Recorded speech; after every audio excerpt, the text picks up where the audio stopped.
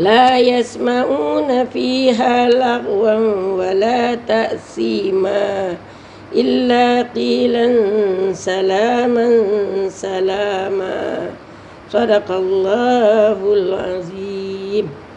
Bismillahirrahmanirrahim. Sullatum minal awwalin. Sullah banyak, maknanya kebanyakan atau banyak, ya. Banyak atau segolongan besar daripada mereka adalah al-awwalin, orang-orang yang dulu-dulu. Segolongan besar daripada al-muqarrabun, as-sabiqun itu. Ini ada kaitan dengan ayat sebelumnya. As-sabiqun al-muqarrabun tadi adalah sullatum minal awwalin, segolongan besar daripada orang yang dulu-dulu, ya. Orang yang dulu-dulu.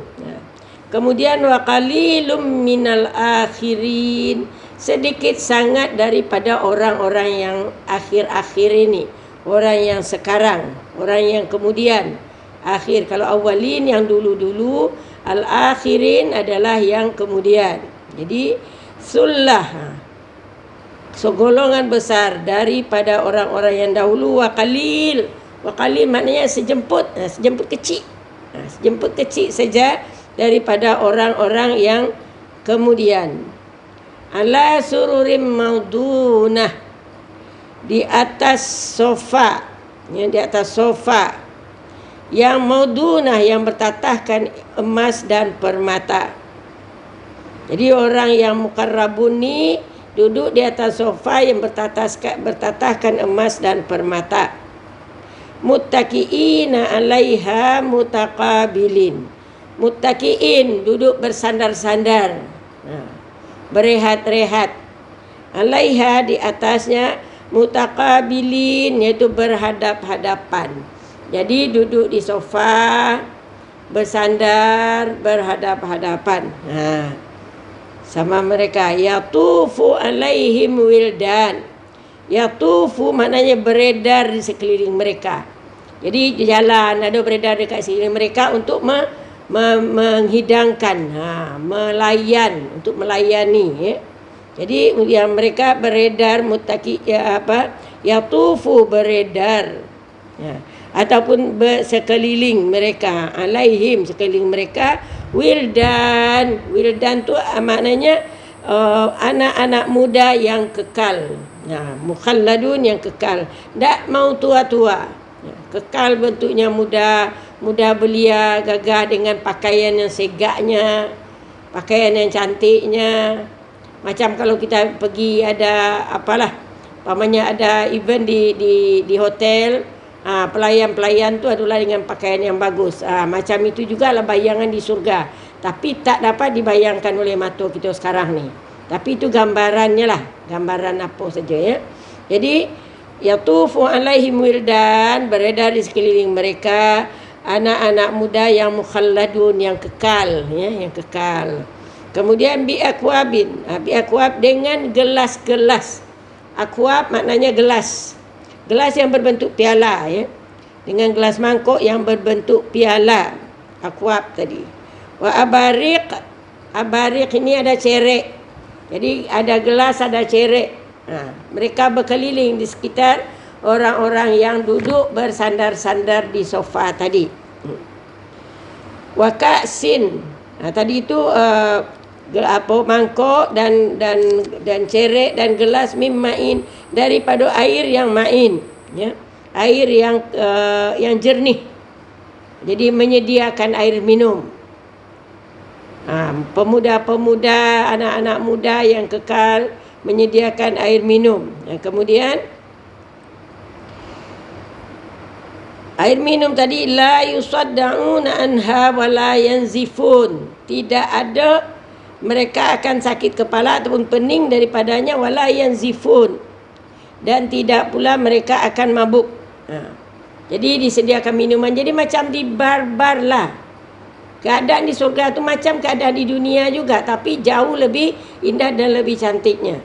Jadi ada kebunnya, ada rumah-rumah tempat minum dia, ada macam istana dia, ada rumah yang bertingkat-tingkatnya, ada padangnya, ada kereta dia, semuanya ada di sana, ya. Semuanya ada macam kita di dunia, tapi Di dunia ni banyak persaingan, banyak pergaduhan.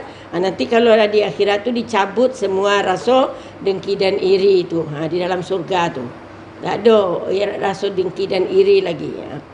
Okey, jadi tidaklah mereka pening kerananya dan tidaklah mereka akan mabuk. Tak ada mabuk. Wa fakihah, dan buah-buahan. Buah-buah pun ada. Wa fakihatim mimma yatakhayyarun, daripada apa yang mereka inginkan, yang mereka boleh pilih apa saja buah yang ada. Boleh mereka pilih. Kalau sekarang buah kita bermusim. Sekarang musim durian. Tapi kalau kita nak cari buah lain tak ada. Cari mangga susah, cari temikai pun mahal sangat sekarang. Tetapi nanti itu anda ada bermusim buah dia. Tak ada pula daerahnya tu. Kalau sekarang kita buah yang ada di daerah di negeri barat tak dapat di kita, ya. Kecuali kalau umpamanya negeri kita dia import lah.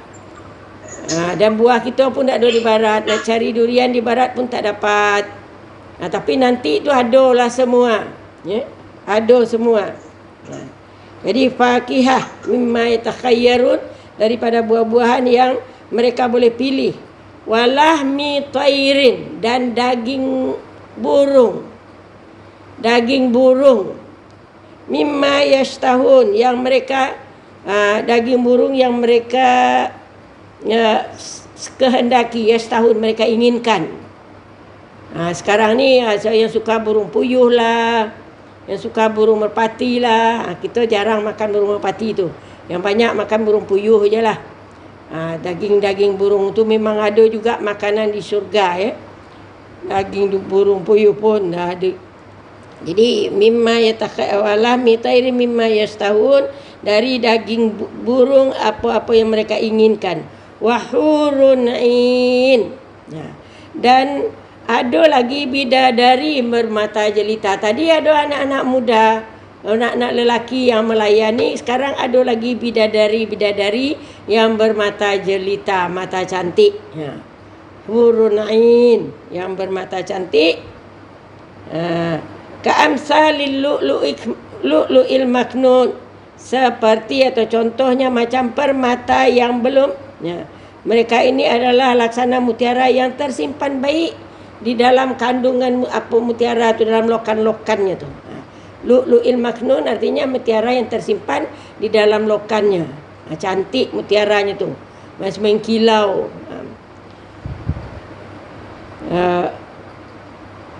Ka'amsalil jazaa'an bima kanu ya'malun, sebagai balasan dari apa yang mereka amalkan, mereka kerjakan masa di dunia. Dan kemudian la yasma'una fiha lagwan wala ta'sima, mereka tidak akan dengar di dalam surga itu kata-kata yang lagha, ya?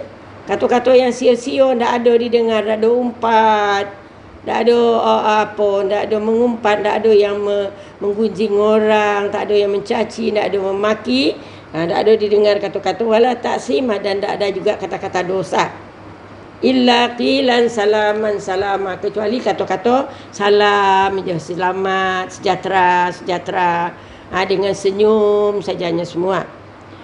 Okey, jadi itu makna daripadanya. Sekarang kita akan masuk kepada tafsiran dia, ya. Kita masuk pada tafsiran dia. Segolongan besar orang-orang purbakala, orang-orang dulu. Imam mungkin daripada nabi-nabi yang lain ataupun daripada Nabi Muhammad, tapi Nabi Muhammad ni ada golongan nabi dan kemudian para sahabat yang dulu-dulu je. Ada sejemput kecil orang-orang yang kemudian. Di dalam kedua ayat ni dijelaskan bahawasanya di zaman dahulu banyak orang yang berlomba-lomba. Kalau dulu memang orang berlomba-lomba untuk mendekatkan diri kepada Allah. Kita tahulah tu. Kalau Rasul cakap nak pergi, disuruh pergi berjuang, maka semuanya berlomba nak pergi. Minta derma, semuanya berlomba-lomba banyak-banyak membagi derma. Sampai orang-orang yang tak ada duit pun dia lari datang juga untuk berlomba ikut berderma, walaupun dengan secawan ataupun segantang daripada korma, ya. Macam itu orang dulu berlomba-lomba. Suruh salat berjamaah, semuanya datang salat berjamaah, hanya beberapa orang saja yang tidak. Tetapi kalau kita sekarang ni, cubalah bayangkan sebesar-besar masjid, orang yang salat berjamaah berapa orang? Lebih lagi subuh, asar, zuhur, berapa orang yang salat berjamaah? Tapi kalau dulu boleh dikatakan, bila dah terdengar azan tu semuanya lari ke masjid. Itu orang dulu, orang awal-awal dulu. Jadi mereka memang berlomba-lomba, berkejar-kejaran kepada jalan yang baik. Dahulu mendahului, as-sabiqun. Dia dahulu mendahului, dia nak yang pertama, dia cepat-cepat nak datang. Saya ingat masa nenek saya dulu. Nenek tu dah umur 90 lebih. Hampir-hampir 100 umur dia. Kami waktu tu masih kecil-kecil. Bila dah dengar azan tu, dia memang nak pergi ke surau. Surau tu jauhnya dekat 2 km daripada rumah.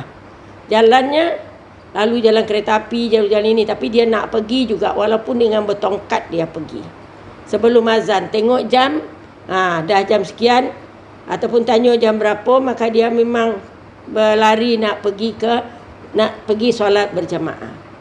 Dan kadang-kadang kalau nak solat, datang ke masjid ataupun ke surau waktu malam tu, pakai lampu suluh kami cakap tu kan. Daripada kayu daripada daun nio, daun kelapa. Itu yang dibawa pergi ke surau. Ya. Malam-malam pergi.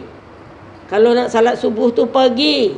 Sekarang ni kita ni dengan segala kemudahan, berapa orang yang datang ke masjid, berapa orang datang ke surau. Pada surau tu kadang-kadang sejengkal daripada tempat kita. Jadi nampak betul, memang kurang betul kita berbanding orang yang dulu. Orang yang nenek kita, apalagi orang yang sebelum tu. Okey, jadi di sana nampak katakan memang mereka berlomba-lomba, berkejar-kejaran kepada jalan yang baik, dahulu mendahului. Oleh sebab itu di zaman dahulu itu banyaklah jumlahnya yang mendapat tempat dekat dengan Tuhan. Karena dia memang berlumba-lumba, maka tempatnya dekat dengan Allah, dengan Tuhan. Adapun di hari kemudian, sekarang ini, bertambah lama, bertambah sedikit orang yang sudi berlomba untuk menuju kebaikan tadi. Ya? Makin lama, makin sikit. Bahkan rumah di depan masjid, tak ada nak mendekatkan diri ke masjid dah. Di depan masjid, selangkah je melangkah, 2 langkah sampai dah di masjid tu. Tak ada nak pergi ke masjid. Macam itu orang sekarang. Ya. Tu makanya qalilum minal akhirin. Sejemput je daripada orang yang akhir ni. Jadi adapun dari kemudian bertambah lama, bertambah sedikit orang yang sudi berlomba menuju jalan yang baik. Sebab itu bertambah sedikit pula yang dapat mendekati Tuhan. Tetapi ayat ini bukan menyuruh kita untuk berputus asa. Ya. Takkan dapat kita jadi orang sabiqun tu. Jangan berfikir macam tu. Kalau kita berusaha, insya-Allah kita akan, mungkin mudah-mudahan kita akan masuk di dalamnya kalau kita berusaha. Jadi kita lah berusaha untuk al-awwalun. Walaupun kita bukan orang awal, kita orang akhir, tapi kalau kita berusaha untuk paling depan dalam beramal, paling depan di dalam kebajikan, insya-Allah mungkin kita termasuk salah satu daripada mereka tu. Jadi kerana dalam mengerjakan kebajikan itu semua diberi kesempatan oleh Allah. Semua dibagi.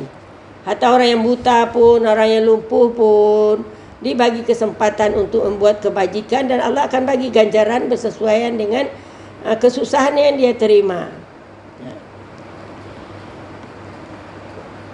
Jadi hal ini sesuai dengan sebuah riwayat yang diterima oleh Jabir bin Abdullah, sahabat Rasulullah. Demikian juga dalam hadis yang diriwayatkan oleh Abu Hurairah yang kemudiannya disampaikan oleh Ibnu Hatim, bahawa setelah turun kedua ayat ini, di zaman dahulu banyak dan di zaman kemudian hanya sedikit saja.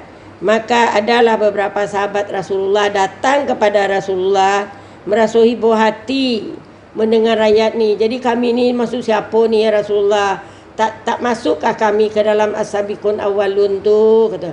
Tak dapatkah kami masuk ke dalam surga tu? Jadi itulah dengan cara sedih hati datang kepada Rasulullah selepas turun ayat ni, ya.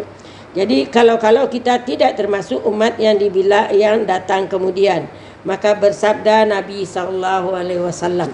Jadi dijawab oleh Nabi, inni la arju an takunu ruba ahli jannah. Aku sungguh-sungguh berharap, kata Rasulullah, bahawa kamu ini adalah termasuk 1/4 daripada ahli surga. Jadi diharapkan sahabat ini 1/4 daripada ahli surga. Mula-mulanya kan takut kalau tidak termasuk di dalam golongan yang itu. Jadi diminta Rasul menjawab, aku berharap kepada Allah bahawa kamu termasuk 1/4 daripada ahli surga ataupun ahli jannah, bahkan antum nisfu ahli jannah. Boleh jadi, bahkan boleh jadi kamu separuh daripada ahli surga. Bukan jadi yang orang kita ni separuh daripada ahli surga. Au syatra ahli jannah, ataupun sebahagian. Kemudian watukasimunahum nisfasani, dan separuh lagi semua orang yang lain selain daripada golongan kamu ini.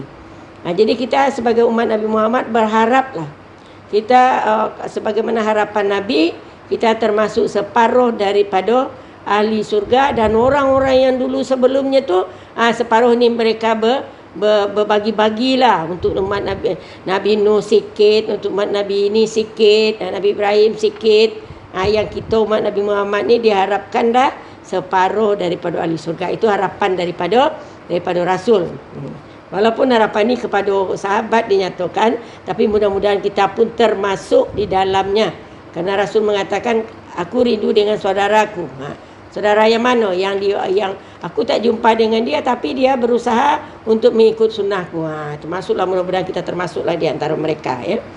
Kemudian selain dari riwayat Ibnu Hatim tadi, ada juga riwayat hadis Abu Hurairah oleh Imam Ahmad. Oleh sebab itu tepatlah apa yang diharapkan oleh Hasan seketika membaca sampai kepada ayat menyatakan perlombaan mendekati Tuhan itu. Apa kata Hasan? Ayat yang menyatakan banyak dari orang dahulu tapi sedikit daripada orang kemudian. Maka kata Abu Hasan, katanya, Ammas-sabiquna madau. Adapun orang-orang yang dahulu dah berlalu dah. Dah ada orang yang sabiqun tu lagi. Dan aku berharap, katanya, walakin Allahumma ja'alna min ashabil yamin. Tetapi jadikanlah kami, ya Allah, daripada ashabul yamin, iaitu orang yang kedua. Sullatum minal awwalin wa sullatum minal akhirin. Banyak dari orang dulu dan banyak pula daripada orang yang kemudian. Biarlah kami menjadi orang ashabul yamin saja jadilah. Tak dapat jadi sabiqun al-walun tu kerana orang tu dah orang dulu-dulu. Mungkin kita tak dapat, jadilah kami, jadikan kami Allah daripada ashabul yamin, daripada golongan kanan, yang akan dibagi buku dengan tangan kanan dan juga akan dimasukkan ke syurga Allah. Asal masuk ke syurga tak apalah, jangan dia dah nak masuk neraka, jangan jadi golongan ashabul shimal. Jadi masuk syurga. Kalau suami saya cakap masuk di sendeng-sendeng surga pun saja jadilah. Paling bawah pun jadilah. Yang jelasnya dalam surga. Walaupun nilai surga tu berbeza-beza, tetapi biarlah asal kita dapat masuk ke dalam surga. Itu kerana kalau dibandingkan amal kita dengan amal orang dulu, memang tak ada sebanding lah kita dah. Rasanya kesempatan kita nak masuk surga tu sangat jauh. Kerana surga tu nilainya bukan murah dah. Bukan mudah. Sikit kita buat baik, mudah-mudahan kita jadi ahli surga. Harapan memanglah. Tapi wallahu a'lam. Kalau Allah sayang dengan kita, kerana kasih sayang Allah lah yang buat kita masuk ke dalam surga. Okey, jadi itu kata daripada Abu Hatim tu. Jadi adapun orang yang berlomba-lomba mendahului itu masanya sudah berlalu. Namun kita masih tetap mengharap moga-moga kita termasuk ashabul yamin, termasuk golongan kanan. Sambutan yang baik atas tafsiran ini ialah pendapat yang dikemukakan oleh Ibnu Shirin. Kata beliau bahawa dalam perkembangan seluruh umat, memang umat yang terdahulu itu adalah umat yang lebih baik. Karena sesuai dengan hadis daripada Rasulullah, khairul qurun qarni. Kurun yang terbaik adalah kurun aku, kata Rasul. Summal ladzina yalunahum, kemudian orang yang selepas aku. Kemudian selepas aku, kemudian selepas aku. Macam itulah sampai kepada akhirnya. Jadi kita ni tak tahulah termasuk yang macam mana. Jadi orang dulu itulah memang orang as-sabiqun al-awwalun yang berlomba-lomba untuk kebaikan. Dan kita tahulah kalau dulu andai kata mereka tu tak ramai. Mereka tak ramai tapi lebih banyak yang berlomba-lomba. Yang sekarang kita ini berapa biliannya kita, berapa biliannya kita, berapa ramai yang berlomba tu. Jadi kita termasuk orang yang sedikit. Mudah-mudahan kita nanti termasuk orang yang sedikit itu. Qalilun minal akhirin. Yang sedikit tu mudah-mudahan kita termasuk. Sesuai dengan permintaan daripada doa daripada Umar bin Khattab, Allahumma ja'alni minal qalil. Allahumma ja'alni minal qalil. Ya Allah, masukkanlah aku orang yang sedikit. Masukkan aku orang yang sedikit. Bukan termasuk orang yang ramai tak. Kerana di dalam ayat banyak nyata qalilum minhum wa qalilun minasyakirin, sedikit sangat yang bersyukur, sedikit sangat yang bahagia, sedikit sangat yang mendengar. Jadi mudah-mudahan kita termasuk yang sedikit itu, termasuk yang sedikit itu. Kita bagilah contoh macam sekarang. Di dalam grup kita ini semuanya berapa? Saya rasa lebih daripada 100 kan? Tak 140. Tapi yang hadir orang yang sama aja dalam 30 orang. Paling-paling banyak 40. Yang lain tu ke mana? Mungkin ada alasan ada, boleh jadi. Internet lah segala lah. Tapi kadang-kadang internet okey je. Tapi tidak berusaha untuk menjadi orang yang qalil tu.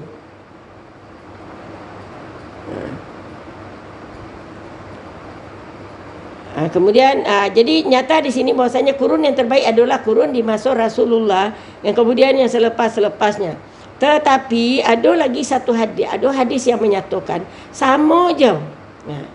Dalam hadis itu dinyatakan ada masalu ummati masalul matat la yudra awaluhu khair am akhiruhu. Nabi mengatakan, Nabi berkata, ada hadis lain yang diriwayatkan oleh Imam Ahmad, diriwayatkan kepada Abdul Rahman, meriwayatkan kepada kami Zayyad, Abu Umar dan Hasan Ammar bin Yasir, berkata Rasul, masalu ummati, contoh umatku adalah masalul matari, sama dengan contoh air hujan, al-matar, hujan. La yudra, tak diketahui awaluhu khairun am akhiruhu, apakah yang awal yang baik ataupun yang dulu. Jadi untuk tanaman, untuk menghidupkan agama Allah ini, umat Nabi Muhammad itu diibaratkan sebagai hujan yang boleh menghidupkan tanaman. Manakah yang baik? Hujan yang awal dulu ataupun hujan yang sekarang? Kalau hujan yang awal dulu memang nak menumbuhkan tumbuhan. Tapi kalau tanaman tu dah tumbuh, tak ada hujan yang selepasnya, mati tak tanaman tu? Dia akan mati. Kemudian hujan seterusnya sampai hari kiamat. Jadi di setiap generasi tu ada saja yang menjadi hujan kepada agama, yang boleh menghidupkan agama, yang dipilih oleh Allah untuk menghidupkan agama, dan yang mau menentang semua benda-benda yang akan merosakkan agama. Kita lihatlah dalam zaman kita ada kumpulan-kumpulan yang memang berjuang sangat-sangat untuk menegakkan agama. Tapi ada juga yang berusaha untuk meruntuhkan agama. Jadi yang berjuang bersangatan itulah ibarat hujan. Jadi begitulah akan terjadi sampai hari kiamat nanti. Ada golongan-golongan yang diharapkan untuk dapat golongan terbaik.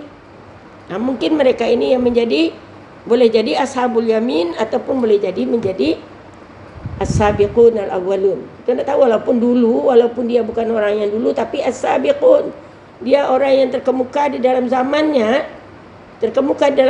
untuk menegakkan agama. Karena orang ni kan bukannya ditengok daripada zaman dulu, kita menilai orang tu di masa dia. Karena selalu dikatakan dia adalah orang terbaik di masa dia. Okey, jadi hadis ini sudah menetapkan sahih atau lemahnya dapatlah diartikan bahawa agama ini setelah diketahui bahawa dia memerlukan kepada suatu umat pertama yang menyampaikan kepada umat-umat yang selepasnya. Jadi dia perlukan generasi demi generasi menyampaikan agama yang baik, agama yang lurus, ya. Maka dia pun memerlukan pula orang yang datang kemudian yang berdiri menegakkan sampai kepada akhirnya untuk menyerukan kepada manusia agar tetap berpegang kepada agama yang betul, kepada sunnah Nabi. Itulah generasi demi generasi ada saja orang yang akan menegakkan agama itu. Itulah yang dikatakan oleh Rasul itu masalul matar, macam air hujan yang boleh menghidupkan tanaman. Sama juga dengan menanam tanaman, dia memerlukan hujan yang pertama dan hujan seterusnya. Jadi agama ni perlukan kepada pejuang-pejuang, perlukan pada orang yang mahu betul-betul mahu belajar, untuk bukan sekadar nak senang-senang je, tapi mahu betul-betul belajar untuk menegakkan agama tadi. Orang yang perlu berjuang juga. Karena kalau tidak ada hujan pertama, takkan ada tumbuh tanaman tadi. Dan tidak akan lekat urat tanaman itu pada bumi. Sebab itu benarlah apa yang dikatakan oleh Rasul tadi, bahwasanya umat yang pertama itu adalah yang baik, itu adalah Rasul. Tapi ada lagi Rasulullah bersabda, la tazalu ta'ifatu min ummati zahirina 'alal haqq. Sentiasa ada segolongan daripada umatku, mereka itu adalah orang yang berjuang di atas kebenaran. La yadurruhum, tidak memberi mudarat kepada mereka man khazalahum wala man khalafahum. Tak ada yang akan beri mudarat kepada mereka, orang yang di belakang ataupun yang selepasnya, ila qiyamis sa'a, sampai berdirinya hari kiamat nanti. Tak akan ada membahayakan kepada mereka ini yang mencoba menggagalkan mereka dan melawan mereka sampai kiamat nanti. Jadi ada saja setiap generasi itu golongan-golongan yang akan berjuang untuk menegakkan agama, yang tak boleh diganggu gugat, tak boleh dimudaratkan oleh lawan-lawan, lawan daripada agama tadi sampai hari kiamat. Jadi yakinlah kita dan berusahalah kita, atau berfikiran positiflah kita, bahawa kita boleh termasuk di antara orang-orang yang berjuang untuk agama tadi. Kalau ndaklah umpamanya yang di atas tu, yang di bawah lah, ujung-ujung pun jadilah ashabul yamin pun jadi, kalaupun tak kami jadi sabiqun awalun, tapi ashabul yamin. Jadi kita berharaplah kita dimasukkan kepada golongan yang kanan. Hatta ya'tiya amrullah ta'ala wa hum kadzalik, sampai datang amrullah, artinya urusan Allah, itu datang harinya kiamat. Macam itulah keadaan agama ini. Jadi ada orang yang menegakkan, ada orang yang berusaha meruntuhkan, tapi namun tetap juga dia akan tegak, ya. Kemudian maksud semuanya ialah bahawa umat ini atau umat Nabi Muhammad adalah lebih mulia daripada seluruh umat yang lain. Kerana dikatakan Nabi, aku berharap separuh daripada ahli surga itu adalah daripada kamu. Jadi umat Nabi Muhammad. Separuh yang lain tu mereka berbagi-bagilah. Jadi maknanya kita lah yang lebih diutamakan. Dan untuk kita ketahui nanti di akhirat yang awal-awal dihisap juga umat Nabi Muhammad. Walaupun umat Nabi Muhammad ini adalah umat yang terakhir, umat daripada Nabi terakhir, dia paling awal dihisap. Umat Nabi-Nabi lain kemudian. Jadi memang umat Nabi Muhammad ini dibagi kelebihan oleh Allah SWT. Semuanya ialah bahawa umat Nabi Muhammad adalah lebih mulia dari seluruh umat. Dan al-muqarrabun, yang lebih dekat kepada Allah di kalangan mereka lebih banyak daripada kalangan yang lain. Lebih banyak daripada kalangan yang lain. Jadi umat Nabi Muhammad yang lebih banyak, ya. Dan kedudukan lebih tinggi kerana ketinggian agamanya dan kerana ketinggian nabinya. Jadi kita mendapat kedudukan tinggi itu kerana nabi kita tinggi, ya. Kerana agama kita agama tinggi. Agama kita tak diselewengkan. Agama lain tu dah terseleweng-seleweng. Jadi yang baiknya mungkin awal-awal sikit je, lepas kemudian sudah terpesong daripada kebenaran. Itu juga orang Yahudi kah, Nasrani kah, umpamanya, mereka dulu yang awal-awal tu baik, kemudian yang kemudian tu dah banyak terpesong. Oleh sebab itu pula telah ada riwayat yang mutawatir bahawa Rasulullah memberitakan, ini kabar gembira lah untuk kita, ya, memberitakan bahawa 70,000 dari umat ini akan masuk ke dalam surga tanpa lalui hisab. Tanpa melalui hisab. Itu yang kita disuruh minta. Kalau umpamanya kita dalam doa kita, ya Allah, masukkanlah aku ke surga tanpa hisab. Kita minta lah. Dapat tak dapat tu Tuhanlah yang menentukan. Ataupun ada lagi doa, ya Allah, hisablah aku dari akhirat dengan hisaban yasirah, hisab yang mudah, jangan dipersusahkan. Kerana kalau dipersusahkan hisab kita tu, satu congkel gigi pun yang kita ambil, yang saya ada pernah dengar cerita, saya ceritakan dulu. Dia seorang tukang kayu, dia banyak berbuat baik. Jadi ada orang bermimpi tak atau apa tu, dalam kisah lah kan. Jadi macam mana keadaan engkau sekarang? Dia cakap, semua urusan aku telah lulus, kecuali satu tusuk gigi ni lagi yang belum lulus. Yang sedang dihisap sampai sekarang. Kenapa tusuk gigi? Kerana dia tukang kayu. Dia bawa kayu tu dah dibeli orang, dia pergi hantar. Tahu-tahu rasa ada benda terselat di gigi dia. Dia ambil kayu yang dia junjung tu, dia ambil untuk tusuk gigi dia. Padahal itu tak milik dia lagi, itu sudah kepunyaan orang dah beli. Itu dihisap tu, ya. Itu dihisap tu. Cobalah macam mana beratnya, apanya, telitinya hisapan dimasuk di akhirat nanti. Itu yang kita minta pada Allah. Allahumma hasibni hisaban yasira. Ya Allah, hisablah aku dengan hisab yang mudah, ya Allah. Janganlah hendaknya hisab yang sesusah-susah macam itu sangat. Kerana kita tak tahu kadang apa yang termakan oleh kita, apa yang terambil oleh kita di jalan, kadang terambil. Nampak lebih nampak kalau ada musim hujan tu, ada cendawan busut dekat dengan tepi jalan. Ambil je sekali. Kita tak tahu, wallahu alam, halalkah kita makan ataupun tidak. Kerana dia bukan milik kita. Ataupun ada nampak cemperai muda, ambil je. Dia di pagar, bukan rumah kita tapi di jalan. Jadi kadang-kadang itu yang menjadi hisapan kepada diri kita. Jadi itulah kata Rasulullah, nanti ada 70,000 dari umat ini akan masuk ke dalam surga dengan tidak melalui hisab dahulu. Dalam satu lafaz hadis nyatakan, anna fi hadhil ummah 70 alfan.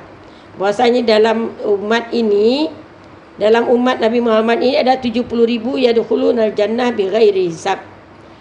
Masuk ke surga 70,000 orang tanpa ada hisab. Ma'a kulli alfin samun. Untuk setiap 1,000 ada sab'una alfan. Akan masuk pula orang lain 70,000. Daripada setiap 1,000, 70,000 orang yang lain. Yang tak dihisap 1,000, yang dihisap 70,000 masuk. Itu ada satu hadis, ada lagi yang mengatakan nafi ma'akuli wahidin sab'una alfan. Setiap orang satu yang tidak dihisap, 70,000 yang dihisap masuk. Jadi nak mana, mudah-mudahan kita masuk yang mana. Kita berharaplah kita masuk yang tidak dihisap, ataupun paling kurangnya dipermudahkan hisapan untuk kita. Macam mana supaya hisap kita dipermudahkan oleh Allah?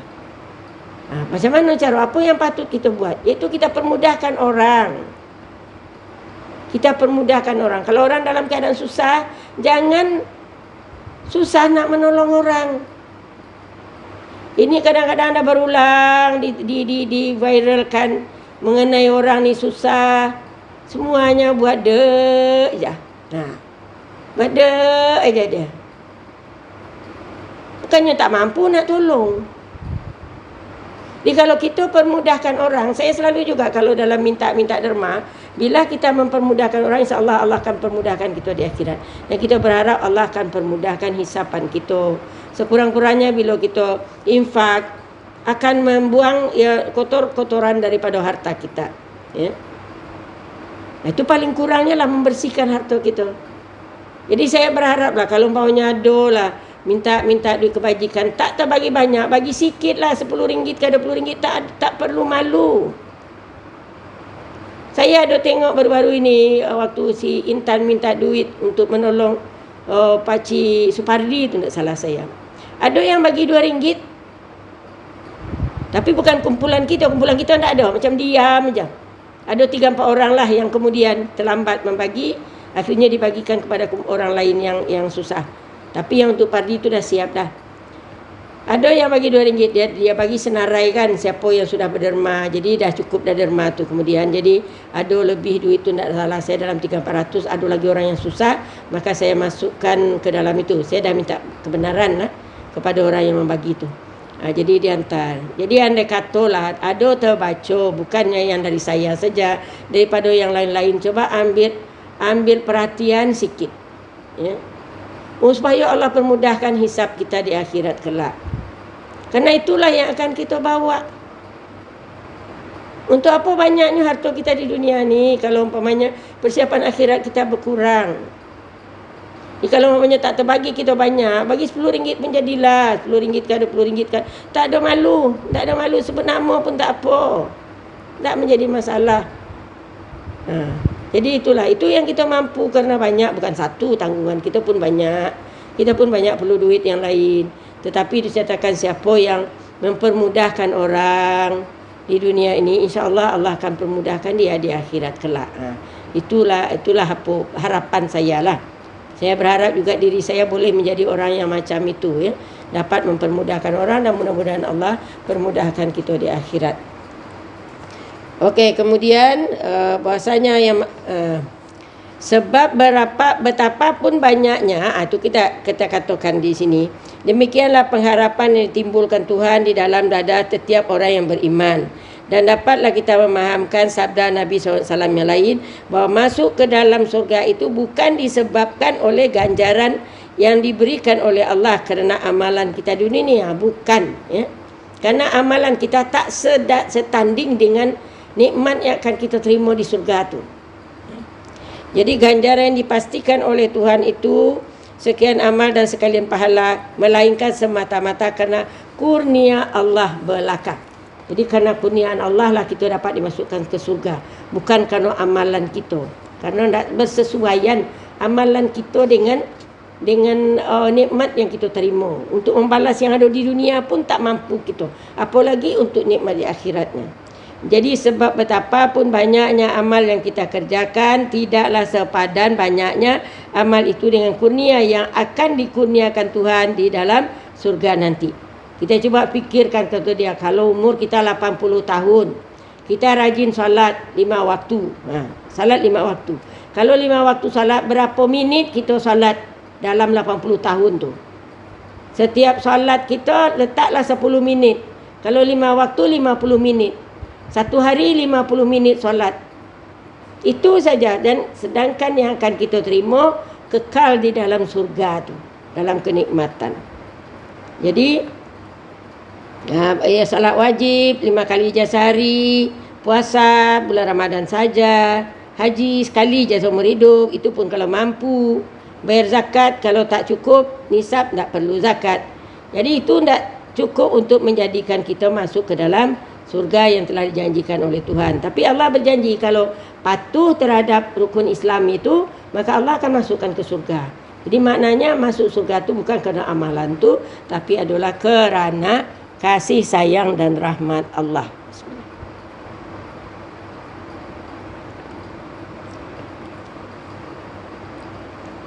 Itulah harapan kita kan. Yang ada lagi kata Nabi SAW, Al-mu'min yara zunubahu ka'annahu qa'idan tahta jabalin yushiku an yaqa'a alaih. Orang mukmin kalau dia lihat dosa dia, macam dia berada di bawah gunung, gunung tu akan jatuh. Dosa dia macam gunung tu lah, yang dia berada satu orang duduk di bawah gunung tu. Macam itu patutnya orang mukmin tu melihat dosanya, kerana banyaknya dosa. Tapi ada banyak juga kemungkinan dia nak dimasukkan ke dalam syurga, ya. Jadi kalau dalam surga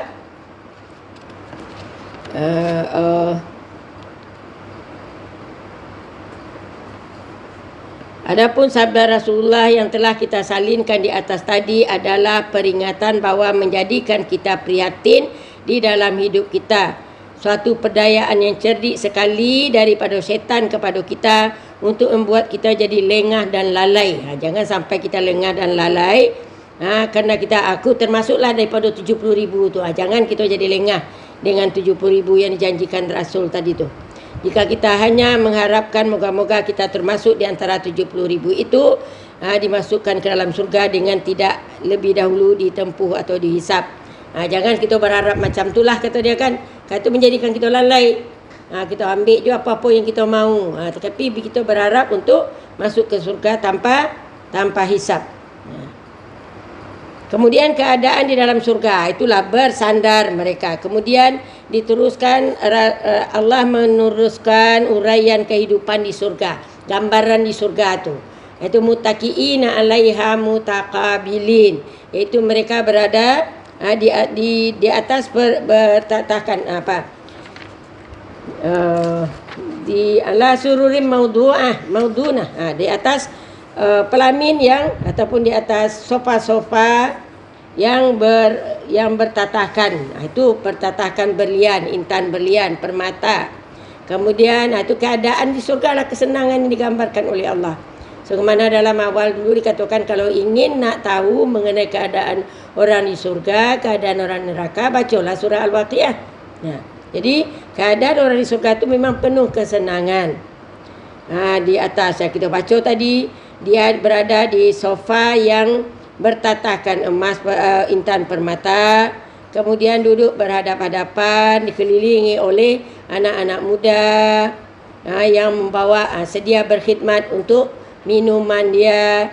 Dan kemudian minuman tadi itu, walaupun umpamanya macam berada di bar, minuman tadi itu sama dengan minuman yang ada di dunia ini. Ada minuman khamar, ada susu, ada macam-macam jus apa segala. Tetapi khamarnya tidak memabukkan. Tidak memabukkan. Itu maka dinyatakan oleh Allah, la yusaddaun anha. Mereka tidak akan pening, wala yanzifun, dan tidak juga merasa akan mabuk dengan minuman tadi itu. Berbeza dengan di dunia. Jadi minuman yang sedap-sedap disediakan. Kemudian ada lagi bidadari. Di samping anak-anak muda, bidadari. Bidadari yang belum disentuh oleh siapa-siapa. Itu disediakanlah. Bagi baik orang yang sudah berkahwin, boleh dia dapat bidadari lagi. Boleh juga dia pilih pasangan dia boleh pilih bidadari yang lain. Begitu jugalah yang perempuan, kalau nak pilih kepada anak-anak muda tu, terserah, semuanya tu boleh sahaja, tak ada yang dilarang. Di dalam surga tak ada larangan lagi. Tapi kalau dalam surga di masa Nabi Adam dulu ada larangan. Ada larangan, iaitu memakan buah khuldi. Tapi kalau di dalam surga yang sebagai balasan daripada amalan kita itu, nanti jazaa'an bima kanu ya'malun, sebagai balasan daripada amalan mereka, apalah yang mereka telah buat. Tak ada lagi batasannya, tidak ada lagi larangannya.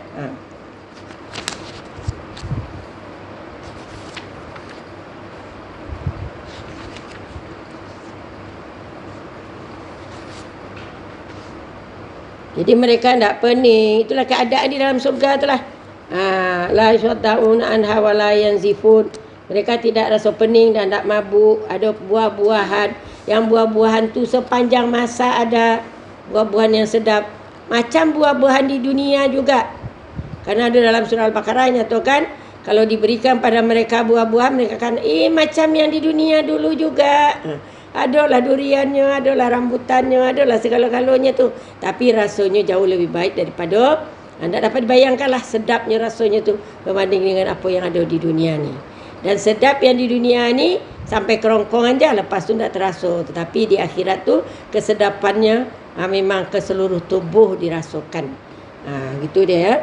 Kemudian ada bidadari ka amsalil lu'lu'il maknun. Untuk apa? Semuanya itu ada jazaan, sebagai balasan, ganjaran yang disediakan oleh Allah bima kanu ya'malun, dengan apa yang mereka telah buat di dunia ini. Dengan kesabaran mereka, itulah ganjarannya. Kemudian la yasma'una fiha lagwan wala ta'sima. Mereka tidak dengar di dalamnya surga tu, tidak ada orang yang mengumpat, Tak ada orang yang mencaci, tak ada orang yang mengejek. Semuanya kata baik-baik saja. Maka dari itu kita di dunia ini cakapkanlah yang baik-baik tu. Allah suruh kita memulai cakap dengan Assalamualaikum. Kita tak boleh untuk mengatakan yang tidak baik, tapi kita kena untuk menyebarkan kebaikan di muka bumi. Afsus salam, kata Allah.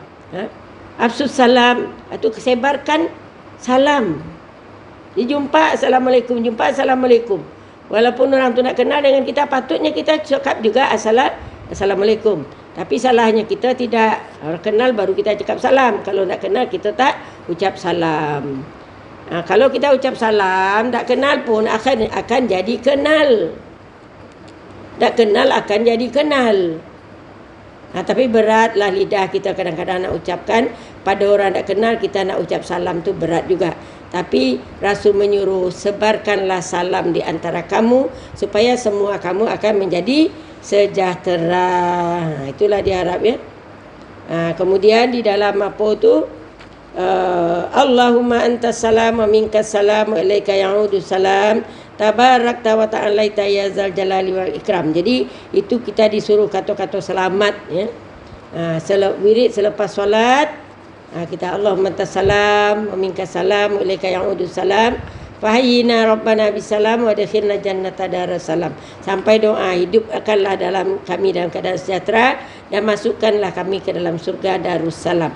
Jadi itu yang kita minta ya, dengan supaya kita dimasukkan ke dalam surga oleh Allah Subhanahu Wa Taala. Dan kita supaya kita dimasukkan wadkhilna jannata darussalam, masukkan kami ke surga Darussalam. Itulah dia ya. Sampai ayat 26 kan, ayat 26. Tidak ada la yasma'una fiha lagwan wala ta'sima. Mereka tak dengar di dalam surga itu kata-kata lagha dan tidak juga kata-kata surga, illa kecuali qilan, kata-kata salaman salama, salam selamat je semua. Berbeza dari neraka. Penduduk neraka ni bergaduh saja, saling menyalahkan, bergaduh, bercarut macam-macam. Jadi kalau di rumah kita penuh dengan pergaduhan, asyik bergaduh je macam neraka lah. Macam neraka lah jadinya. Jadi ingatkan anak-anak kita kalau bergaduh, ingatkan pada mereka bahawa yang bergaduh ni adalah penduduk neraka, bukan orang surga. Orang surga dia senyum-senyum je, reda je, tak payah bergaduh. Jadi usahakanlah. Ya, kalau ada anak cucu kita, dia kadang-kadang kalau diajar sikit-sikit tu dia masuk ke hati dia ya? Budak-budak masuk ke hati dia. Jadi kalau dia dah nak bergaduh, bagi tahu yang bergaduh tu penduduk neraka. Kita tak nak jadi penduduk neraka, kita nak jadi penduduk surga. Jadi banyakkan sabar supaya kita menjadi penduduk surga. Itulah dia sampai ayat yang ke-26. Ini banyak juga kan ayat ni sampai 96 kan. InsyaAllah lah tu tadi itu keadaan penduduk surga.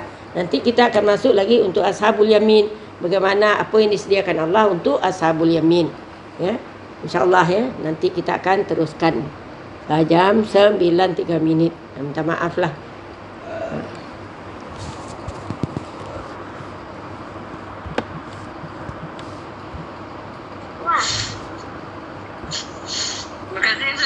Sama-sama.